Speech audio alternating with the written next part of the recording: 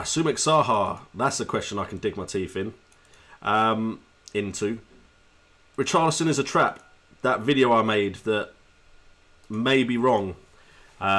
Basically, I felt that after the first 2 game weeks where Richarlison had some great scores, he didn't have the underlying stats to really keep that up. He's been back now for, is it 2 or 3 game weeks? Let's have a look. He's been back for definitely 2 game weeks. I'll put it down to 2 game weeks. So in the last 2 game weeks, he started twice. He's had 12 penalty area touches, 6 attempts on goal, 4 from inside the box, 2 on target, 1 big chance which he scored, and created 2 chances. So those aren't bad. For the price he's currently at, 6.7 million, those aren't bad. Those are better underlying stats than he had in the first 2 game weeks of the season. However, he's converted less.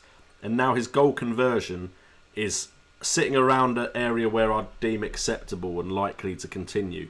His goal conversion is now 16.7%, his shot accuracy at 33.3%. Whereas in the first 2 game weeks of the season, if I can bring that up, if we go to range, the reason I felt he was a trap is because in the first 2 game weeks of the season, he had 2 starts. He had 11 touches, penalty area touches, which is 1 less than he's had recently.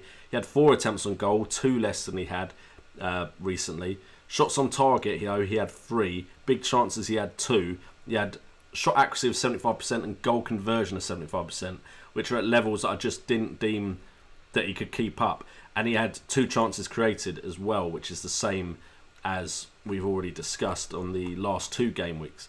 So I now think his numbers lie more around the kind of area where you'd expect them to lie.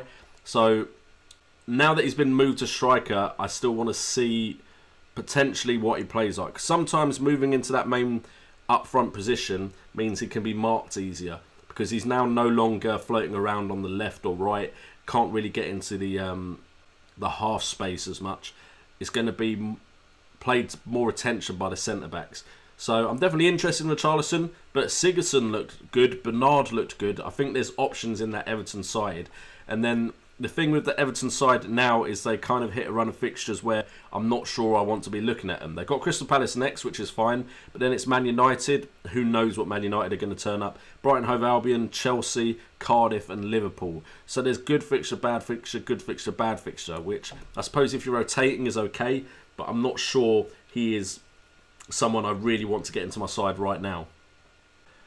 Thoughts on Lacazette. So what I'm going to do is I'm going to look at Salah, because I saw some chat about Salah, and I'm going to look at Lacazette as well.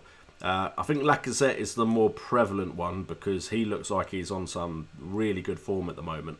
What we can do is kind of try and gauge how he's performing against other strikers. Is he more value for money than the expensive ones? Is he worth upgrading one of your cheaper ones? So we've now gone 8 game weeks into the season. So I think we can now start looking at trends and see who could do well for the entire season. We have Lacazette on 4 goals. The top scorers in the league are on 5 goals. Lacazette has played 536 minutes. That is less than anyone above him. And apart from Danny Ings and Ashley Barnes on 2 goals, but don't worry about Ashley Barnes. But Danny Ings with 7 starts has got 3 goals, has 1 minute less than Lacazette. And a lot of that will be to do with the fact that he couldn't play against Liverpool.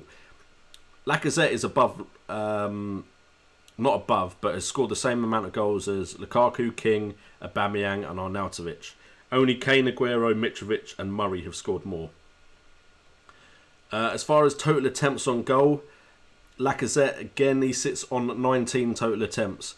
Again, that's higher than Lukaku, Dini, Vardy, Aubameyang, King, Gray, Zaha, Firmino, Morata, Murray, and then a bunch of other names. But above him, but again, having played less, the only 2 people around the same amount of game time as him, probably looking at Ings and Arnautovic, similar game time.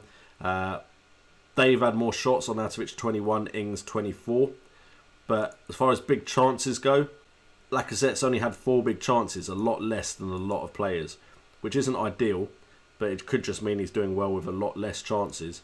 But he's had less big chances than Firmino, Gray, King, Arnautovic, Ings, Jesus, who's had a lot of big chances but only scored 1 goal, Vardy, Lukaku, Mitrovic, Raul Jimenez, Kane and Callum Wilson is the highest with big chances, which is annoying because you'd have hoped he'd have scored more.